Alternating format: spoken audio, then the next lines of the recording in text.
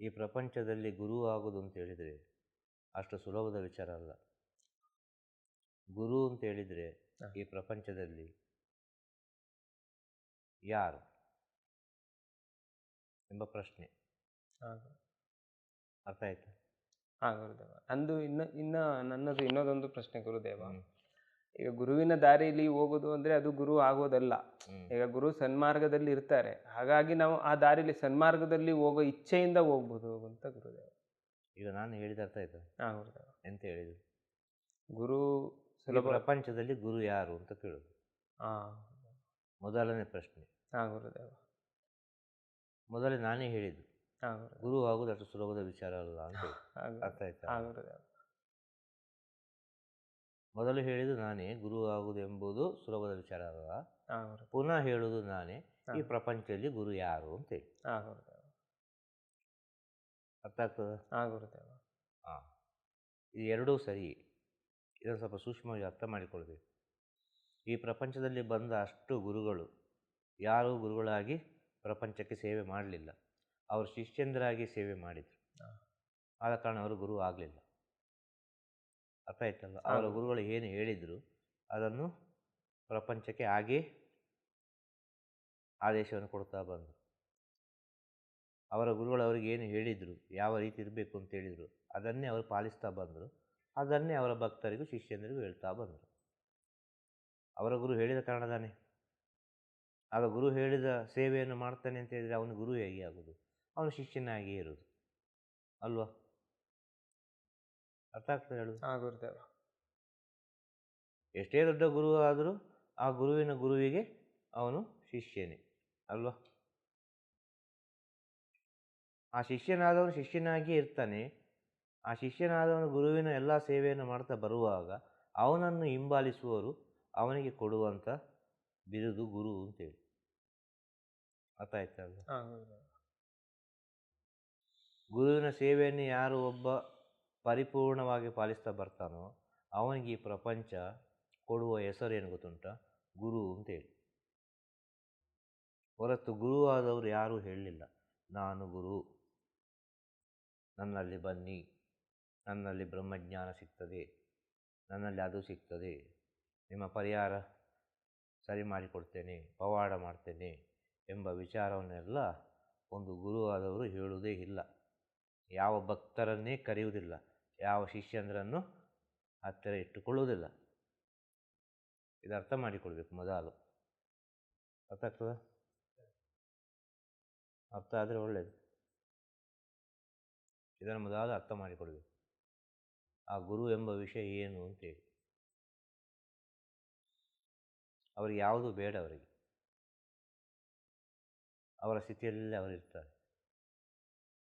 ಅವರ ಸ್ಥಿತಿಯಲ್ಲೇ ಅವರಿರುವ ಸಮಯದಲ್ಲಿ ಅವರ ಕೆಲವೆಲ್ಲ ವಿಷಯಗಳು ತಿಳಿದು ಕಿವಿಯಿಂದ ಕಿವಿಗೆ, ಬಾಯಿಯಿಂದ ಬಾಯಿಗೆ, ಈಗ ಕಣ್ಣಿಂದ ಕಣ್ಣಿಗೆ, ಈಗ ಅಲ್ವಾ? ಹೌದಲ್ವಾ? ಹೌದೌದು. ಈಗ ಮಾಡುವ ವಿಚಾರಗಳೆಲ್ಲವೂ, ಹೇಳುವ ವಿಚಾರಗಳೆಲ್ಲವೂ ವಿಡಿಯೋ ಮಾಡುವಾಗ ಆ ವಿಡಿಯೋದಲ್ಲಿ ಕಣ್ಣಿಂದ ಕಣ್ಣಿಗೆ ಹೋಗುವಂಥ ವಿಚಾರ. ಇಂದಿನ ಕಾಲದಲ್ಲಿ ಕಿವಿಯಿಂದ ಕಿವಿಗೆ, ಬಾಯಿಂದ ಬಾಯಿಗೆ, ಈಗ ಕಣ್ಣಿಂದ ಕಣ್ಣಿಗೆ ಹೋಗ್ತಾ ಉಂಟು ಅಲ್ವಾ? ಆ ಸ್ಥಿತಿಯನ್ನು ತಿಳಿದು ಈ ರೀತಿಯಾಗಿ ಆ ಗುರುವಿನ ವಿಷಯವನ್ನು ತಿಳಿದ ಮೇಲೆ ಒಂದು ಸಲ ಅವರ ನೋಡುವ ಅಂತೇಳಿ ಹೋಗ್ತಾರೆ ಅಲ್ವಾ? ಒಂದು ಸಲ ಅವರ ದರ್ಶನ ಮಾಡುವ, ಒಂದು ಸಲ ಅವರ ಆಶೀರ್ವಾದ ಪಡೆದುಕೊಂಡು ಬರುವ ಅಂಥೇಳಿ ಮೊದಲನೇದಾಗಿ ಮೊದಲು ಅತಿಥಿಯಾಗಿ ಬರ್ತಾರೆ, ಒಂದು ಗೆಸ್ಟ್ ಆಗಿ ಬರ್ತಾರೆ. ಅರ್ಥ ಆಗ್ತದೆ? ಪ್ರತಿಯೊಬ್ಬ ಬರೋದು ಅರ್ಥ ಆಗ್ತದೆ? ಒಂದು ಗೆಸ್ಟ್ ಆಗಿ ಬರೋದು, ಒಂದು ಹೋಗಿ ಆಶೀರ್ವಾದ ಪಡ್ಕೊಂಡು ಬರುವ ಅಂತ ಹೇಳಿದರೆ ಅದು ಗೆಸ್ಟ್, ಅತಿಥಿಗಳು, ಭಕ್ತರಲ್ಲ ಅಲ್ವಾ? ಈಗ ಪ್ರಶ್ನೆಗೆ ಉತ್ತರ ಎಲ್ಲ ಸಿಗುವುದು ಈಗ ಹೇಳುವ ವಿಚಾರನೆಲ್ಲ ಅರ್ಥ ಮಾಡಿಕೊಂಡ್ರೆ ಆ ಪ್ರಶ್ನೆಗೆ ಎಲ್ಲ ಉತ್ತರ ಬರುವುದು ಅದರಲ್ಲಿ. ಆ ಅತಿಥಿಯಾಗಿ ಬಂದವರು ಆ ಮೊದಲನೇ ಅತಿಥಿ ಸತ್ಕಾರದಲ್ಲಿ, ಅರ್ಥ ಆಯ್ತಲ್ವ? ನಮಗೆ ಅವರು ಅತಿಥಿ, ಅವರಿಗೆ ನಾವು ಅತಿಥಿ. ಅರ್ಥ ಆಯ್ತಲ್ವ? ಆದ ಕಾರಣ ಹೇಳೋದು ಅವರು ಯಾವ ಹಸಿವಿನಿಂದ ಬಂದ ಅತಿಥಿಗಳು ಅದರ ಮೇಲೆ ಡಿಪೆಂಡ್.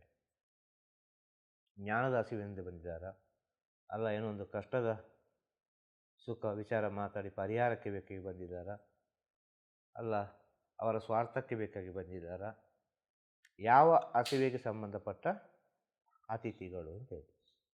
ಆ ಜ್ಞಾನಕ್ಕೆ ಸಂಬಂಧಪಟ್ಟ ಅತಿಥಿಗಳಿಗೆ ಸರಿಯಾಗಿ ಜ್ಞಾನದ ಊಟ ಸಿಕ್ಕಿದರೆ, ಅವರ ಹಸಿವಿಗೆ ಸರಿಯಾಗಿ ಊಟ ಸಿಕ್ಕಿತು ಅಂತ ಹೇಳಿದರೆ ಪುನಃ ಅವರು ಭಕ್ತನಾಗಿ ಬರ್ತಾರೆ. ಪುನಃ ಬರೋದು ಅವರು ಭಕ್ತನಾಗಿ ಪರಿವರ್ತನೆ ಆಗಿರ್ತಾರೆ. ಆ ಭಕ್ತನಾಗಿ ಪರಿವರ್ತನೆ ಆದವರು ಬಂದು ಹೋಗಿಕೊಂಡು ಇರ್ತಾರೆ. ಅರ್ಥ ಆಯ್ತಾ? ಆ ಭಕ್ತನಾಗಿ ಪರಿವರ್ತನೆ ಆಗಿ ಗುರುವನ್ನು ಯಾರು ಒಬ್ಬ ತನ್ನ ಅಂತರಾತ್ಮಲ್ಲಿ ಇಟ್ಟುಕೊಳ್ಳಿಕ್ಕೆ ಪ್ರಯತ್ನ ಪಡ್ತಾನೋ, ಗುರುವಿನ ವಿಷಯವನ್ನು ತನ್ನ ಸೂಕ್ಷ್ಮ ವಿಚಾರದಲ್ಲಿ ಭಕ್ತನಾಗಿ ಬಂದವ ಭಕ್ತಿಯಿಂದ ಮಾತ್ರ ಮಾಡಲಿಕ್ಕೆ ಸಾಧ್ಯ. ಅರ್ಥ ಆಯ್ತಲ್ಲ? ಅವನ ಶಕ್ತಿಗೆ ತಕ್ಕವಾಗಿ ಅವನಿಗೆ ಸಂಸಾರ ಉಂಟು, ಕಮಿಟ್ಮೆಂಟ್ ಉಂಟು, ಸಾವಿರ ವಿಚಾರಗಳುಂಟು ಅವನಿಗೆ, ಅಲ್ವಾ? ಅದಕ್ಕೆ ತಕ್ಕವಾಗಿ ಅವನು ಸೇವೆ ಮಾಡಲಿಕ್ಕೆ ಸಾಧ್ಯ. ಅವನವನ ಸಮಯ ಸಂದರ್ಭ ಪರಿಸ್ಥಿತಿಯನ್ನು ನೋಡಿಕೊಂಡು, ಅವನವನ ಸ್ಥಿತಿಗತಿಯನ್ನು ನೋಡಿಕೊಂಡು ಆ ಭಕ್ತರಿಂದ ಏನೋ ಒಂದು ದಿನ 2 ದಿನ ಸೇವೆ ಮಾಡಿ ಹೋಗಲಿಕ್ಕೆ ಸಾಧ್ಯ. ಇಂಥ ಭಕ್ತನಲ್ಲಿ ಒಂದು ಗುರು ಅಂತರಾತ್ಮದ ಒಳಗೆ ಹೋದರೆ ಸ್ವಲ್ಪ ಏನೋ ಒಂದು ಗುರುವಿನ ಮಾತು ತಿಳಿಬೇಕು, ಆ ಗುರು ನನಗೆ ಬೇಕು, ಆ ಗುರುವಿನ ಜೊತೆ ಇರಬೇಕು, ಗುರುವಿನ ಸೇವೆ ಮಾಡಬೇಕು ಎಂಬ ವಿಚಾರ ತನ್ನ ಮನಸ್ಸಿನಲ್ಲಿ ರಿಜಿಸ್ಟರ್ ಆಗುವ ಸಮಯದಲ್ಲಿ ಅವನು ಭಕ್ತನಿಂದ ಒಂದು ಹೆಜ್ಜೆಯನ್ನು ಮುಂದೆ ಇಟ್ಟು ಶಿಷ್ಯನಾಗಿ ಪರಿವರ್ತನೆ ಆಗ್ತಾನೆ. ಅರ್ಥ ಆಯ್ತಾ? ಇಲ್ಲಿ ಗುರು ಹೇಳುವುದಿಲ್ಲ ನನಗೆ ಶಿಷ್ಯ ಬೇಕು ಅಂತೇಳಿ, ಇದು ಅವನೇ ಮಾಡಿಕೊಳ್ಳುವ ವಿಚಾರ ಅಂತೇಳು. ಯಾರು? ಆ ಶಿಷ್ಯನಾದವನು. ಅರ್ಥ ಆಗ್ತದ? ಅದು ಒಂದು ದೈವಿಕ ಸ್ಥಿತಿಯಾಗಿರ್ಬೋದು, ಅದು ಆಮೇಲೆ ಮಾತಾಡುವ. ಇದು ಬೇಸಿಂದ ಮಾತಾಡುವ ಈಗ. ಅರ್ಥ ಆಯ್ತಾ? ಹಾಗೆ ಭಕ್ತನಾದವನು ಶಿಷ್ಯನಾಗಿ ಪರಿವರ್ತನೆ ಆಗ್ತಾನೆ, ಒಂದು ಹೆಜ್ಜೆ ಮುಂದಿಡ್ತಾನೆ. ಶಿಷ್ಯನಾದವನು ಒಂದು ಹೆಜ್ಜೆ ಮುಂದಿಟ್ಟ ಮೇಲೆ ನನಗೆ ಗುರುವೇ ಗತಿ, ಗುರುವೇ ಮತಿ, ನಿನ್ನ ಪಾದಕ್ಕೆ ನಾನು ಶರಣಾಗತಿ ಅಂತೇಳಿ ಅಲ್ಲೇ ಇದ್ದು ಸೇವೆ ಮಾಡ್ತಾನೆ. ಮೊದಲಿಗೆಲ್ಲ ಚೆನ್ನಾಗಿಯೇ ಇರ್ತದೆ, ಭಾಳ ಸಂತೋಷದಲ್ಲಿರ್ತದೆ. ಅರ್ಥ ಆಯ್ತಲ್ವ? ಕಾರಣ ಏನು ಅಂತೇಳಿದರೆ ಈ ಗುರು ಆದವರು ಆ ರೀತಿ ಇರ್ತಾರೆ. ಅರ್ಥ ಆಯ್ತಾ? ಯಾರಿಗೆ ಗುರು? ಶಿಷ್ಯನಿಗೆ ಗುರು. ಇದನ್ನು ಅರ್ಥ ಮಾಡಿಕೊಳ್ಬೇಕು. ಎಲ್ಲ ಇದು ಹಿಂದೆ ಮುಂದೆ ಮೇಲೆ ಕೆಳಗೆ ಎಲ್ಲ ಉಂಟು. ನೀವು ಕೂಡಿಸಬೇಕು, ನೀವು ಭಾಗಿಸಬೇಕು, ನೀವು ಉಣಿಸಬೇಕು, ನೀವು ಅದಕ್ಕೆ ಉತ್ತರ ಕೊಡಬೇಕು. ಅರ್ಥ ಆಯ್ತಲ್ಲ? ಕೂಡಿಸು, ಕಳೆಯುವುದು, ಭಾಗಿಸುವುದು, ಸೇರಿಸುವುದು ಎಲ್ಲ ನಿಮಗೆ ಬಿಟ್ಟ ವಿಚಾರ. ಯಾವ ರೀತಿ ಕೂಡಿಸ್ತೀರಿ, ಯಾವ ರೀತಿ ಭಾಗಿಸ್ತೀರಿ ಅಂತೇಳಿ, ಯಾವ ರೀತಿ ಕಳೀತೀರಿ ಅಂತೇಳಿ ನಿಮಗೆ ಬಿಟ್ಟ ವಿಚಾರ, ನಮಗೆ ಬಿಟ್ಟ ವಿಚಾರ ಅಲ್ಲ. ಆಯಿತು, ಕೇಳ್ತೀರಿ, ಹೇಳ್ತೇವೆ, ಏನು ಬರ್ತದೆ ಅದನ್ನು ಹೇಳ್ತಾ ಹೋಗ್ತೇವೆ. ಇದೇ ಸತ್ಯ. ಗೊತ್ತಾಗ್ತದೆ? ಹಾಗೆ ಗುರು ಆದವರು ಏನು ಮಾಡ್ತಾರೆ? ಮೊದಲಿಗೆ ಆ ಶಿಷ್ಯನಾಗಿ ಪರಿವರ್ತನೆಯಾಗಿ ಬಂದವನನ್ನು ಬಹಳ ಪ್ರೀತಿಯಿಂದ ನೋಡಿಕೊಳ್ತಾರೆ, ತನ್ನ ಮಗುವಿನಂತೆ ನೋಡಿಕೊಳ್ತಾರೆ. ಏನು ಬೇಕು ಎಲ್ಲ ಕೊಡ್ತಾರೆ. ಅರ್ಥ ಆಯ್ತಲ್ಲ? ಏನು ಕೇಳಿದೆಲ್ಲ ಕೊಡ್ತಾರೆ. ಅಷ್ಟು ಪ್ರೀತಿಯಿಂದ ನೋಡಿಕೊಳ್ತಾರೆ. ನೋಡಿ ಒಂದು ದಿನ ಈ ಮಗು ಎಷ್ಟರ ಮಟ್ಟಿಗೆ ಪಾಠ ಕಲ್ತಿದೆ ಅಂತೇಳಿ ಪ್ರೀತಿಯನ್ನು ಕೊಡೋದನ್ನು ನಿಲ್ಲಿಸ್ತಾರೆ. ಆ ಪ್ರೀತಿಯನ್ನು ಬೈಗಳು ರೂಪದಲ್ಲಿ ಕೊಡಲಿಕ್ಕೆ ಪ್ರಾರಂಭ ಮಾಡ್ತಾರೆ. ಸಣ್ಣ ಸಣ್ಣ ಬೈಗಳಿಂದ ಪ್ರಾರಂಭ ಆಗ್ತದೆ, ದೊಡ್ಡ ಬೈಗಳಿಂದ ಪ್ರಾರಂಭ ಆಗುವುದಿಲ್ಲ. ಅರ್ಥ ಆಯ್ತಲ್ಲ? ಸಣ್ಣ ಸಣ್ಣ ಬೈಗಳು. ಆ ಸಣ್ಣ ಬೈಗಳು ಏನಾಗ್ತದೆ ಅಂತ ಹೇಳಿದರೆ ಸ್ವಲ್ಪ ಸಹಿಸಿಕೊಳ್ಳಲಿಕ್ಕಾಗ್ತದೆ. ಆ ಸ್ವಲ್ಪ ಸಹಿಸಿಕೊಳ್ಳಲಿಕ್ಕಾಗುವ ಇದನ್ನು ಸಹಿಸಿಕೊಳ್ಳೋ ಶಕ್ತಿ ಬಂದಿದೆ ಅಂತೇಳಿ ಇನ್ನೊಂದು ಬೈಗಳನ್ನು ಕೊಡಲಿಕ್ಕೆ ಸ್ಟಾರ್ಟ್ ಮಾಡ್ತಾರೆ. ಅದರಲ್ಲಿ ಸ್ವಲ್ಪ ದೊಡ್ಡ ಬೈಗಳು, ದೊಡ್ಡ ಒಂದು ಅವಮಾನ, ಏನೋ ಒಂದು ಮಾಡ್ತಾರೆ ಆ ಶಿಷ್ಯನ ಕೆಪಾಸಿಟಿಗೆ ಬಿಟ್ಟು. ಅರ್ಥ ಆಯ್ತಲ್ವ? ಆ ಶಿಷ್ಯನ ಕೆಪಾಸಿಟಿ. ಮೊದಲು ಒಂದು ಗುರು ಏನು ಆಲೋಚನೆ ಮಾಡ್ತಾರೆ ಶಿಷ್ಯನ ಬಗ್ಗೆ? ಇವನಲ್ಲಿ ಒಗ್ಗಟ್ಟು ಉಂಟಾ, ಇವನಲ್ಲಿ ಪ್ರೀತಿ ಉಂಟಾ, ಇವನಲ್ಲಿ ಕರುಣೆ ಉಂಟಾ, ಇವನ ವರ್ತನೆ ಯಾವ ರೀತಿ ಇದೆ, ಇವನ ಮಾತು ಯಾವ ರೀತಿ ಇದೆ, ಇವನ ವರ್ತನೆ ಯಾವ ರೀತಿ ಇದೆ, ಎಲ್ಲ ವಿಷಯವನ್ನು ಹಂತವಾಗಿ ತಿಳಿದು ತನ್ನ ಒಳಗೆ ಇಟ್ಟುಕೊಳ್ತಾರೆ ಎಂಬ ವಿಷಯವನ್ನು ಹಂತವಾಗಿ ತಿಳಿದುಕೊಂಡು ತನ್ನ ಒಳಗೆ ಆ ಶಿಷ್ಯನ ಬಗ್ಗೆ ತುಂಬ ಪ್ರೀತಿಯಿಂದ ಆ ಶಿಷ್ಯನ ವಿಷಯವನ್ನು ನೆನೆಸ್ತಾ ಇರ್ತಾರೆ ಮನಸ್ಸಿನಲ್ಲಿ. ಅಲ್ಲಿಗೆ ನಿಲ್ಲೋದಿಲ್ಲ. ಇದು ಸತ್ಯವ ಸುಳ್ಳ ಅಂತೇಳಿ ನೋಡಬೇಕು. ಇದು ನಿಜವಾಗಿ ಇವನು ಈ ರೀತಿ ಇದ್ದಾನ, ಅಲ್ಲ ನನ್ನ ಎದುರು ಈ ರೀತಿ ಮಾಡ್ತಾನ, ಅಲ್ಲ ಒಂದು ಒಳ್ಳೆಯ ಹೆಸರನ್ನು ಪಡ್ಕೊಳ್ಳಿಕ್ಕೆ ಬೇಕಾಗಿ ಈ ರೀತಿ ಮಾಡ್ತಾನ, ಅಲ್ಲ ಗುರುವಿಗೆ ಒಂದು ಭಯದಲ್ಲಿ ಮಾಡ್ತಾನ, ಅಲ್ಲ ಇವನ ಆತ್ಮದಿಂದ ಮಾಡ್ತಾನ, ಇವನ ಮನಸ್ಸಿಂದ ಮಾಡ್ತಾನ, ಅಲ್ಲ ಇವನ ಸ್ವಾರ್ಥಕ್ಕಾಗಿ ಮಾಡ್ತಾನ. ಅರ್ಥ ಆಯ್ತಲ್ಲ? ಸ್ವಾರ್ಥ ಅಂದರೆ 10 ಜನರನ್ನು ಒಟ್ಟುಗೂಡಿಸಿ ತಾನು ನನ್ನದು ನಾನು ಅಂತ ಹೇಳೋದು ಸ್ಥಿತಿ. ಅರ್ಥ ಆಯ್ತಲ್ವ? ಮನಸ್ಸು ಅಂದರೆ ಆಸೆಗೆ ಸಂಬಂಧಪಟ್ಟ ಸ್ಥಿತಿ. ಅರ್ಥ ಆಯ್ತಲ್ವ? ಜೀವಾತ್ಮ ಅಂದರೆ ಶರಣಾಗತಿಗೆ ಸಂಬಂಧಪಟ್ಟ ಸ್ಥಿತಿ. ಇದು 3 ವಿಧ. ಅರ್ಥ ಆಯ್ತಲ್ವ? ಒಂದು ಸ್ವಾರ್ಥ, ಎಲ್ಲರ ಹತ್ರ ಒಂದು ವಿನಯದಿಂದ ನಾನು ಈ ರೀತಿಯಾಗಿದ್ದರೆ, ಈ ರೀತಿಯಾಗಿ ಎಲ್ಲರೊಟ್ಟಿಗೆ ನಾನು ಪಳಗಿದ್ರೆ ಎಲ್ಲರೂ ನನಗೆ ಗೌರವ ಕೊಡ್ತಾರೆ, ಆಗ ನನ್ನ ಒಂದು ಸ್ಥಿತಿಯನ್ನು ನಾನು ನೋಡಿಕೊಳ್ಳಬಹುದು ಎಂಬ ಮುಂದಾಲೋಚನೆ. ಅರ್ಥ ಆಯ್ತಲ್ವ?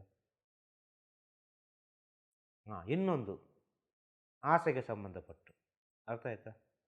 ನನಗೆ ಈ ಸ್ಥಿತಿ ಸಿಗಬೇಕು, ಈ ಸ್ಥಿತಿ ಸಿಗಬೇಕಾದ್ರೆ ನಾನು ಇದನ್ನೆಲ್ಲ ಮಾಡಬೇಕು ಅಂತೇಳಿ ಆಸೆಗೆ ಸಂಬಂಧಪಟ್ಟು ಮಾಡುವ ಸೇವೆ. ಇನ್ನೊಂದು ಸ್ವಾರ್ಥಕ್ಕೆ ಸಂಬಂಧಪಟ್ಟು ಮಾಡುವ ಸೇವೆ, ಇನ್ನೊಂದು ಆಸೆಗೆ ಸಂಬಂಧಪಟ್ಟು ಮಾಡುವ ಸೇವೆ, ಇನ್ನೊಂದು ಆಸೆ ಇಲ್ಲದೆ ಜೀವಾತ್ಮ ಏನು ಹೇಳ್ತದೆ ಅದನ್ನು ಮಾತ್ರ ಮಾಡೋದು. ಆ ಜೀವಾತ್ಮದಲ್ಲಿ ಗುರು ಹೋಗಿ ಕೂತ್ಕೊಂಡಿರ್ತಾರೆ. ಆ ಗುರುವನ್ನು ಬಿಟ್ಟರೆ ಬೇರೆ ಯಾರನ್ನು ಕಣ್ಣಿಗೆ ಕಾಣೋದಿಲ್ಲ, ಕಣ್ಣಿಗೆ ಕಾಣಲಿಕ್ಕೆ ಸಾಧ್ಯವೇ ಇಲ್ಲ. ಆ ಸ್ಥಿತಿಯಲ್ಲಿ ಒಬ್ಬ ಶಿಷ್ಯ ರೆಡಿ ಆದರೆ ಅವನು ಆ ಗುರುವಿನ ಎಲ್ಲ ಕೆಲಸ ಕಾರ್ಯಗಳನ್ನು ಮಾಡಲಿಕ್ಕೆ ಸಾಧ್ಯತೆ ಇದ್ದವ. ಈ ಮನಸ್ಸಿನಿಂದ ಒಬ್ಬ ಶಿಷ್ಯ ರೆಡಿ ಆದರೆ, ಅಂದರೆ ಆಸೆಯಿಂದ ಒಬ್ಬ ಶಿಷ್ಯ ರೆಡಿ ಆದರೆ ಅವನಿಷ್ಟೇ ಅಂತ ಇದೆ. ಅರ್ಥ ಆಯ್ತಲ್ಲ? ಒಂದು ವಿಚಾರ. ಸ್ವಾರ್ಥದಿಂದ ಶಿಷ್ಯ ಒಬ್ಬ ರೆಡಿಯಾದ ಅಂತಿದ್ದರೆ ಅವನು ಇಷ್ಟೇ ಅಂತ ಇದೆ. ಅರ್ಥ ಆಗ್ತದೆ? ಹಾಗೆ ಒಂದು ಊರಲ್ಲಿ ಒಂದು ಗುರುಗಳಿದ್ದರು, ಶ್ರೇಷ್ಠ ಗುರುಗಳು. ಅರ್ಥ ಆಯ್ತಲ್ಲ? ಅವರಿಗೆ ಒಬ್ಬ ಶಿಷ್ಯ ಇದ್ದ. ಒಂದು ದಿನ ಗುರುದೇವರು ಊಟ ಮಾಡಿ ಕಾರಿ ಬಿಡ್ತಾರೆ, ವಾಮಿಟ್ ಮಾಡಿಬಿಡ್ತಾರೆ. ವಾಮಿಟ್ ಮಾಡುವಾಗ ಶಿಷ್ಯ ಹೋಗಿ ಕೈ ಹಿಡಿತಾರೆ. ಶಿಷ್ಯ ಹೋಗಿ ಕೈ ಹಿಡಿದು ಕೇಳ್ತಾನೆ ಗುರುವಿನ ಹತ್ರ, ಗುರುವೇ ಅಂತ ಕೇಳ್ತಾನೆ. ಗುರುವೇ ಅಂತ ಕೇಳುವಾಗ ಗುರುಗಳು ಹೇಳ್ತಾರೆ, ಯಾರಿಗೂ ಕಣ್ಣಿಗೆ ಕಾಣದ ಸ್ಥಳಕ್ಕೆ, ಯಾರು ತುಳಿಯದ ಸ್ಥಳಕ್ಕೆ ಹೋಗಿ ಹಾಕಿಬಿಡು ಇದನ್ನು ಅಂತ. ಅರ್ಥ ಆಗ್ತದ? ಅರ್ಥ ಆಗ್ತದ? ಶಿಷ್ಯ ಒಂದು ಸೆಕೆಂಡ್ ಕೂಡ ಆಲೋಚನೆ ಮಾಡೋದಿಲ್ಲ. ಗುರುವಿನ ಮಹಾಪ್ರಸಾದ ಅಂತೇಳಿ ಅವರು ಮಾಡಿದ ಆ ವಾಮಿಟನ್ನು ಹಾಗೆ ಸ್ವೀಕಾರ ಮಾಡಿಬಿಡ್ತಾರೆ. ಅಲ್ಲಿ ವಾಮಿಟ್ ಅಂತ ನೆನೆಸಲಿಲ್ಲ, ಅವರಿಗೆ ವಾಂತಿ ಆಯಿತು ಅಂತ ನೆನೆಸಲಿಲ್ಲ, ಅವರು ಕಾರಿದ್ರು ಅಂತ ನೆನೆಸಲಿಲ್ಲ. ಇದು ಗುರುವಿನ ಮಹಾಪ್ರಸಾದ. ಗುರುವಿನ ಜ್ಞಾನೆಲ್ಲವೂ ನಮಗೆ ಬೇಕು.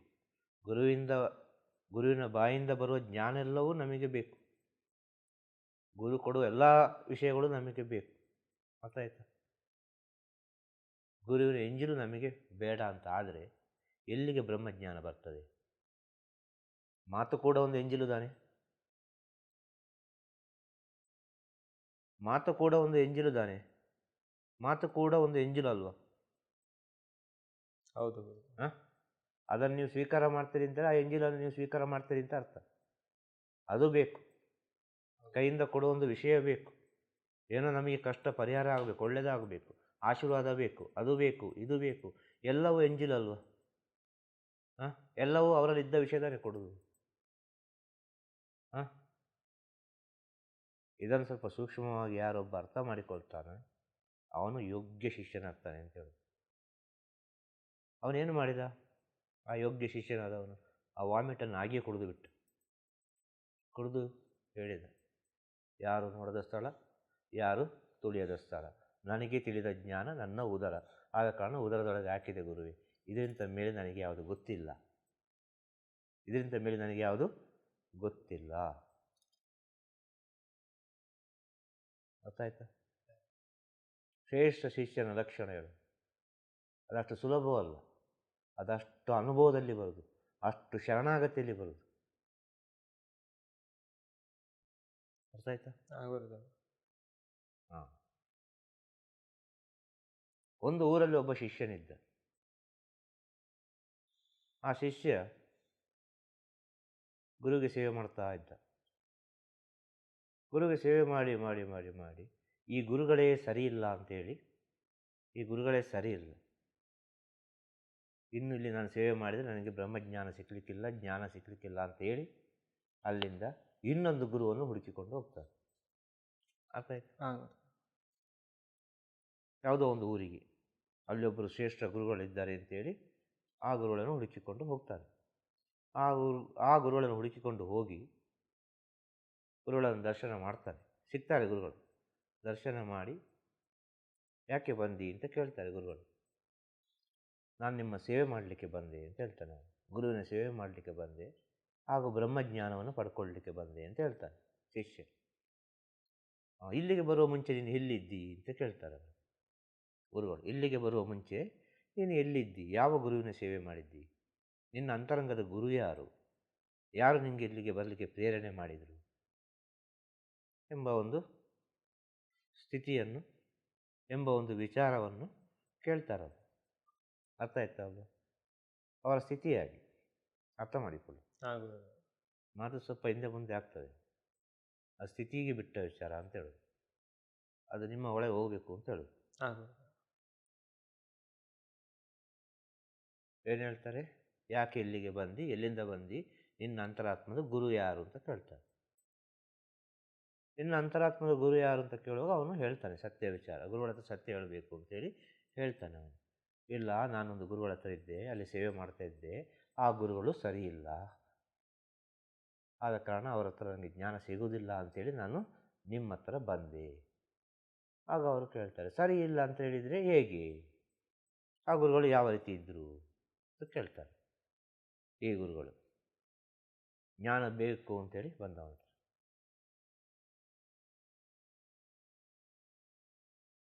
ಆಗ ಅವರು ಹೇಳ್ತಾರೆ, ಬಂದವನು ಜ್ಞಾನ ಬೇಕು ಅಂತೇಳಿ ಕೇಳಿಕೊಂಡು ಬಂದವನು ಹೇಳ್ತಾನೆ,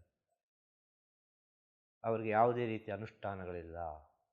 ಒಂದನೇದಾಗಿ ಅವರಿಗೆ ಯಾವುದೇ ರೀತಿಯ ಅನುಷ್ಠಾನಗಳಿಲ್ಲ, ಮಡಿಮೈಲಿಗೆಗಳಿಲ್ಲ, ಹೊತ್ತು ಗೊತ್ತುಗಳಿಲ್ಲ, ಸಮಯ ಸಂದರ್ಭಗಳಿಲ್ಲ, ಊಟದಲ್ಲಿ ಒಂದು ಕಟ್ಟುಪಾಡಿಲ್ಲ, ಶುದ್ಧಾಚಾರವಿಲ್ಲ, ಸ್ಥಾನವಿಲ್ಲ,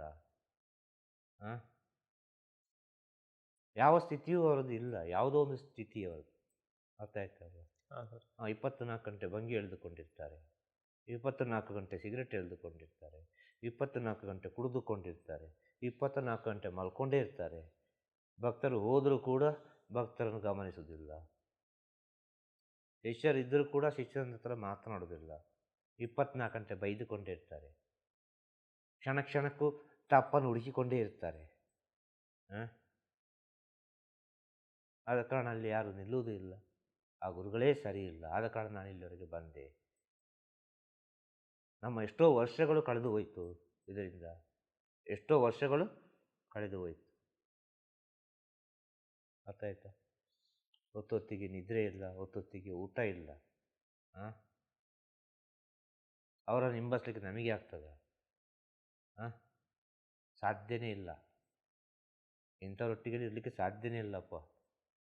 ಇವರೆಲ್ಲ ಗುರುವಿಗೆ ಯೋಗ್ಯರಾದವರೇ ಅಲ್ಲ ಎಂಬ ಸ್ಥಿತಿ ನಮಗೆ ಮನಸ್ಸಿಗೆ ಬಂದ ಕಾರಣ ನಾವು ಅದೆಲ್ಲ ಬೇಡ ಅಂತ ಬಿಟ್ಟು ಇಲ್ಲಿಗೆ ಬಂದೆವು ಅಂತ ಹೇಳುವಾಗ ಆ ಗುರು ಕೂತುಕೊಂಡವರು ಎದ್ದು ನಿಂತು ಹೇಳ್ತಾರಂತೆ, ಅವರು ಅದಕ್ಕಿಂತ ಮುಂಚೆ ಕೂತ್ಕೊಂಡಿದ್ದರು.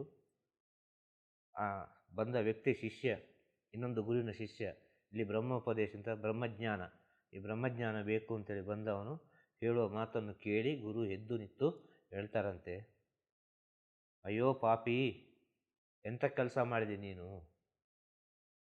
ಎಂಥ ಕೆಲಸ ಮಾಡಿದೆ ನೀನು. ಇದು ಶ್ರೇಷ್ಠ ಗುರುವಿನ ಲಕ್ಷಣ, ಕಠಿಣ ಗುರುವಿನ ಲಕ್ಷಣ, ಮಹಾಗುರುವಿನ ಲಕ್ಷಣ. ಅವನೇ ಸದ್ಗುರು, ಅವನೇ ಜಗದ್ಗುರು, ಅವನನ್ನು ಬಿಟ್ಟು ಬಂದು ನನ್ನ ಹತ್ರ ನೀನು ಬಂದಿದೆಯಲ್ಲ ಪುಣ್ಯಾತ್ಮ. ಅಂಥ ಗುರುವಿನ ಒಂದು ವಿಚಾರವನ್ನು ನನಗೆ ನೀನು ತಿಳಿಸಿದ್ದೀಯಲ್ಲ, ಈ ಕ್ಷಣದಿಂದ ನಾನು ಅವರನ್ನು ನೋಡಬೇಕು, ಅವರ ದರ್ಶನ ಮಾಡಬೇಕು, ಅವರ ಸೇವೆಯಲ್ಲಿ ಪಾಲ್ಗೊಳ್ಳಬೇಕು ಅಂತೇಳಿ ಇಲ್ಲಿದ್ದ ಗುರು ಎದ್ದುಕೊಂಡು ಹೋಗ್ತಾರಂತೆ. ಆಗ ಬಂದವನಿಗೆ ಗೊತ್ತಾದ್ದು, ನಾನು ಎಷ್ಟು ಪವಿತ್ರ ಸ್ಥಾನದಿಂದ ಬಂದಿದ್ದೇನೆ, ಎಲ್ಲಿಂದ ಬಂದಿದ್ದೇನೆ, ಯಾರೊಟ್ಟಿಗೆ ಇದ್ದೆ, ಹೇಗೆ ಇದ್ದೆ ಅಂತೇಳಿ, ನಾನು ಎಂಥ ಕೆಲಸ ಮಾಡಿಬಿಟ್ಟೆ ಅಂತೇಳಿ. ಇಂಥ ಶಿಷ್ಯಂದರು ಇದ್ದಾರೆ ಅಂತ ಹೇಳು. ಅರ್ಥ ಆಯ್ತಾ? ನಾನು ಅರ್ಥ ಮಾಡಿಕೊಳ್ಬೇಕು ಅಂತ ಹೇಳುದು.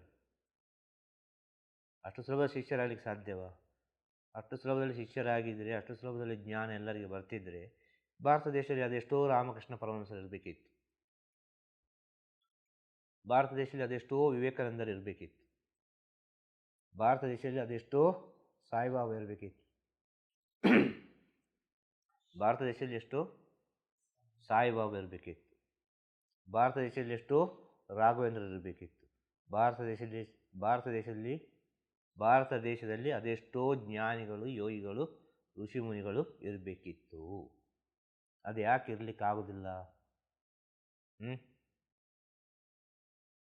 ಯಾವುದು ಬೇಕಾದರೂ ಆಗ್ಬೋದು, ಆ ಗುರು ಎಂಬ ಸ್ಥಿತಿ ಆಗೋದು ಬಹಳ ಕಷ್ಟ ಅಂತ ಹೇಳೋದು. ಆದರೆ ಪ್ರಪಂಚದಲ್ಲಿ ಎಷ್ಟೋ ಗುರುಗಳಿದ್ದಾರೆ, ಎಲ್ಲರೂ ಒಳ್ಳೆಯವರೇ ಅಂತಲೇ ಹೇಳುವ. ಯಾರನ್ನು ಕೆಟ್ಟದ್ದು ಹೇಳಲಿಕ್ಕೆ ಸಾಧ್ಯ ಇಲ್ಲ. ಅವರವರ ಜ್ಞಾನವನ್ನು ಅವರವರಿಗೆ ತಿಳಿದ ರೀತಿಯಲ್ಲಿ ಪ್ರಪಂಚಕ್ಕೆ ತಿಳಿಸ್ತಾ ಇದ್ದಾರೆ. ಎಲ್ಲಿಂದಲೋ ಒಂದು ರೀತಿಯಲ್ಲಿ ಎಲ್ಲರಿಗೂ ಒಳ್ಳೆಯದಾಗಲಿ ಅಂತೇಳಿ ಎಲ್ಲರೂ ಪ್ರಯತ್ನ ಪಡ್ತಾ ಇದ್ದಾರೆ. ಅದು ಕೂಡ ಮೆಚ್ಚುವಂಥ ವಿಷಯ. ಆದರೆ ಈ ಜ್ಞಾನ ಯಾವ ರೀತಿ ಇದ್ದು ಅಂತೇಳಿ ತಿಳ್ಕೊಳ್ಳೋ ಶಕ್ತಿ ಇರಬೇಕು ಅಂತೇಳಿ. ಅದು ಜೀವಾತ್ಮದ ಜ್ಞಾನವ, ಅಲ್ಲ ಮನಸ್ಸಿನ ಜ್ಞಾನವ, ಅಲ್ಲ ಬುದ್ಧಿಯ ಜ್ಞಾನವೆಂಬ ಜ್ಞಾನ ಇರಬೇಕು. ಯಾರಿಗೆ? ಕೇಳುವವರಿಗೆ. ಇದು ಯಾವುದಕ್ಕೆ ಸಂಬಂಧಪಟ್ಟ ಜ್ಞಾನ ಅಂತ. ಎಲ್ಲವೂ ಬೇಕು. ಈ ಪ್ರಪಂಚದಲ್ಲಿ ಬದುಕಬೇಕಾದ್ರೆ ಎಲ್ಲವೂ ಬೇಕು. ಆದರೆ ನೀನು ಕೇಳಿದ ಪ್ರಶ್ನೆ ಉಂಟಲ್ವಾ, ಯಾಕೆ ಆ ಗುರು ಆಗಲಿಕ್ಕೆ ಆಗುವುದಿಲ್ಲ? ಆ ಮಾರ್ಗದಲ್ಲೇ ಹೋಗಲ್ಲ. ಆ ಮಾರ್ಗದಲ್ಲಿ ಹೋಗ್ಲಿಕ್ಕೆ ಆಗುವುದಿಲ್ಲ. ಕಾರಣ ಏನು? ಗುರು ಎನ್ನುವ ವ್ಯಕ್ತಿ, ಗುರು ಎನ್ನುವ ಶಕ್ತಿ, ಗುರು ಎನ್ನುವ ಸ್ಥಿತಿ, ಗುರು ಎನ್ನುವ ತತ್ವ, ಅರ್ಥ ಆಯ್ತಲ್ಲ, ಅದು ಎಲ್ಲದಕ್ಕೂ ಮೀರಿದ್ದು ಶೂನ್ಯ ಸ್ಥಿತಿಯಲ್ಲಿರುವಂಥದ್ದು. ಆ ಶೂನ್ಯ ಸ್ಥಿತಿಯಲ್ಲಿ ಹೋಗಬೇಕಾದ್ರೆ ನಿನ್ನ ಒಳಗೆ ಎಲ್ಲ ವಿಷಯವನ್ನು ಬಿಡ್ತಾ ಬಿಡ್ತಾ ಬಿಡ್ತಾ ಬರಬೇಕಲ್ವಾ? ಆ ಗುರುವೇ ಕಾಣಬೇಕಲ್ಲ, ಪ್ರತಿಯೊಂದು ವಿಚಾರದಲ್ಲಿ ಗುರುವೇ ಕಾಣಬೇಕಲ್ಲ. ಆ ಗುರು ಶಿಷ್ಯನನ್ನು ಪ್ರೀತಿಯಿಂದ ನೋಡಿಕೊಳ್ಳುವ ಸಮಯದಲ್ಲಿ ಹೇಳ್ತಾರೆ. ಏನು ಹೇಳ್ತಾರೆ ಗೊತ್ತುಂಟ? ನೋಡು ಮಗು, ಇದು ಇದಕ್ಕೆ ಒಳ್ಳೆಯದಲ್ಲ, ಇದು ಇದಕ್ಕೆ ಒಳ್ಳೆಯದಲ್ಲ, ಇದು ಇದಕ್ಕೆ ಒಳ್ಳೆಯದಲ್ಲ, ಇದನ್ನು ಮಾಡು, ಇದನ್ನು ಮಾಡು, ಇದನ್ನು ಮಾಡು. ಅಡುಗೆ ವಿಷಯದಲ್ಲಿ ಹೇಳ್ತಾರೆ, ಈ ರೀತಿಯಾಗಿ ಪ್ರಸಾದ ಮಾಡಬೇಕಪ್ಪ, ಈ ರೀತಿಯಾಗಿ ಪ್ರಸಾದ ಮಾಡಬೇಕು, ಇಂಥದ್ದೇ ಊಟ ಮಾಡಬೇಕು, ಬಂದವರಿಗೆಲ್ಲ ಪ್ರೀತಿಯಿಂದ ಊಟ ಕೊಡಬೇಕು, ಎಲ್ಲರನ್ನು ಗುರುವನ್ನು ಹೇಗೆ ನೋಡ್ತೀವಿ ಅದೇ ರೀತಿ ನೋಡಬೇಕು, ಎಲ್ಲರ ಥರ ಪ್ರೀತಿಯ ಭಾವನೆ ಇರಬೇಕು, ಎಲ್ಲರಲ್ಲಿ ಒಗ್ಗಟ್ಟಲ್ಲಿರಬೇಕು. ಅರ್ಥ ಆಯ್ತಲ್ವ? ಎಲ್ಲರಲ್ಲಿ ಒಗ್ಗಟ್ಟಲ್ಲಿರಬೇಕು, ಎಲ್ಲರ ಜೊತೆ ಆ ಗುರುವನ್ನು ನೀನು ನೋಡಬೇಕು ಎಂಬ ವಿಚಾರವನ್ನೆಲ್ಲ ಹೇಳ್ತಾರೆ ಪ್ರೀತಿಯಲ್ಲಿರುವ ಸಮಯದಲ್ಲಿ. ಬೆಳಿಗ್ಗೆ ಇಷ್ಟು ಗಂಟೆಗೆ ಪ್ರಸಾದ ತಗೊಂಡು ಬಾ, ಮಧ್ಯಾಹ್ನ ಎಷ್ಟು ಗಂಟೆಗೆ ಪ್ರಸಾದ ತಗೊಂಡು ಬಾ, ರಾತ್ರಿ ಎಷ್ಟು ಗಂಟೆಗೆ ಪ್ರಸಾದ ತಗೊಂಡು ಬಾ, ನನಗೆ ಇಂಥದ್ದೇ ಕುಡಿಲಿಕ್ಕೆ ಕೊಡು, ನನಗೆ ಇಷ್ಟಿಷ್ಟು ಹೊತ್ತಿಗೆ ಕುಡಿಲಿಕ್ಕೆ ಕೊಡು, ಎಲ್ಲ ವಿಚಾರನ ಪ್ರೀತಿಯಲ್ಲಿರೋದು ಹೇಳ್ತಾರೆ. ಅರ್ಥ ಆಯ್ತು? ಯಾಕೆ ಹೇಳ್ತಾರೆ? ಇವನು ಹೇಳಿದ ವಿಚಾರವನ್ನು ಸರಿಯಾದ ರೀತಿಯಲ್ಲಿ ಪಾಲಿಸ್ತಾನಿಲ್ವ ನೋಡುವ ಅಂತ. ಇವನು ಹೇಳಿದ ವಿಚಾರವನ್ನು ಸರಿಯಾದ ರೀತಿಯಲ್ಲಿ ಪಾಲಿಸುವಾಗ ತನ್ನ ಹತ್ತಿರ ಬರ್ತಾನೆ ಇವನು. ಅರ್ಥ ಆಯ್ತಲ್ವ? ಗುರುವಿನ ಹತ್ತಿರ ಬಂದು ಮುಟ್ತಾನೆ. ಆ ಗುರುವಿನ ಹತ್ತಿರ ಬಂದು ಮುಟ್ಟುವಾಗ ಅವನಲ್ಲಿ ಅಹಂಕಾರ ಬರ್ತದ ಅಂತ ನೋಡ್ತಾರೆ ಮೊದಲು. ಆಟೋಮೆಟಿಕ್ಕಾಗಿ ಆ ಒಂದು ಶಿಷ್ಯನಿಗೆ ಆ ಗುರುವಿನ ಹತ್ತಿರ ಬರುವಾಗ ಅಹಂಕಾರ ಎಂಬುದು ಬಂದೇ ಬರ್ತದೆ, ಬರಲೇಬೇಕದು. ಅಲ್ಲಿ ಸೋತು ಬಿಡ್ತಾನೆ ಅವನು. ಅಲ್ಲಿ ಅಹಂಕಾರ ಬರಬಾರ್ದು. ನಾನು ಹೇಗೆ ಬಂದೆ, ಹಿಂದಿನಿಂದ ಎಷ್ಟು ಕಷ್ಟದಿಂದ ಬಂದೆ, ಈ ಸ್ಥಾನಕ್ಕೆ ಬಂದು ನಿಂತೆ, ಈ ಸ್ಥಾನವನ್ನು ನಾನು ಹೇಗೆ ಮುಂದುವರಿಸಿಕೊಂಡು ಹೋಗುವುದು, ಇದನ್ನು ಹೇಗೆ ನಾನು ಉಳಿಸುವುದು, ಇದನ್ನು ನಾನು ಹೇಗೆ ಬೆಳೆಸುವುದು ಎಂಬ ಜ್ಞಾನ ಬರಬೇಕು. ಆಗ ಏನು ಮಾಡ್ತಾರೆ ಗುರುದೇವರು? ಎಲ್ಲ ವಿಚಾರವನ್ನು ಹೇಳಿಕೊಟ್ಟಿರ್ತಾರೆ. ಹೀಗೆ ಇರಬೇಕಪ್ಪ, ಹೀಗೆ ಇರಬೇಕು, ಹೀಗಿರಬೇಕು ಅಂತೇಳಿ. ಅರ್ಥ ಆಯ್ತಾ? ನನಗೇನಿಲ್ಲ, ನನಗೆ ಬೇಕಾಗಿ ನೀನು ಮಾಡಬೇಡ, ನಿನಗೆ ಬೇಕಾಗಿ ನೀನು ಮಾಡು. ನಿನ್ನ ವರ್ತನೆ, ನಿನ್ನ ನಡೆ, ನಿನ್ನ ನುಡಿ, ನಿನ್ನ ಮಾತುಗಳು, ನಿನ್ನ ಜ್ಞಾನ ಎಲ್ಲವೂ 10 ಜನ ಭಕ್ತರಿಗೆ ಪರಿಚಯವಾಗ್ತದೆ.